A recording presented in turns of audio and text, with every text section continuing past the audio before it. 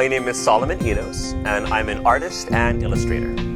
I was born and raised out in Waianae, up in the back of Makaha Valley.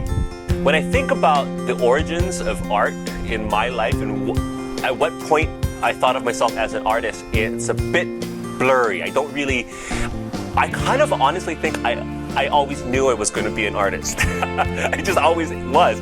My mother and father and my grandparents absolutely made it easy for me to create art. And by providing the materials that I needed, but also just a lot of beautiful affirmations. Looking at what I was doing and saying, beautiful, keep doing it. That's my superpower. So my father, Eric Enos, he went off to the University of Hawaii and he had gotten a Master's of Fine Arts at the University of Hawaii in 1969. My father, growing up out in Makaha and Waianae, really felt that there was a much bigger art project, and that was the need to get the story rebooted. The story of Waianae that was the breadbasket of the coast. The story of Waianae where you had hundreds of thousands of people living in relative harmony with each other and the land. A story of Waianae where people's eyes were bright and smiles were strong and bodies and hearts and people's spirit, people's story was healthy. What really has happened is that there is a partition, that once you leave Ko'olina, you're really getting a chance to see what Waianae was and what Waianae will be.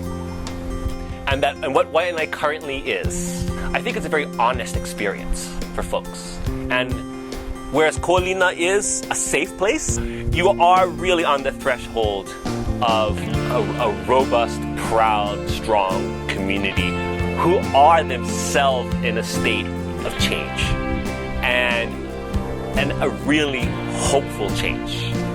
So my experience working with Aulani was really quite eye-opening, especially having a chance to work with Joe Rohde, the lead art advisor. There was a real strong need to make sure that, as much as possible, that the art that was being created was made by local artists, and if can, Native Hawaiian artists. I would like to know that the art that I'm seeing there from the indigenous peoples of that place.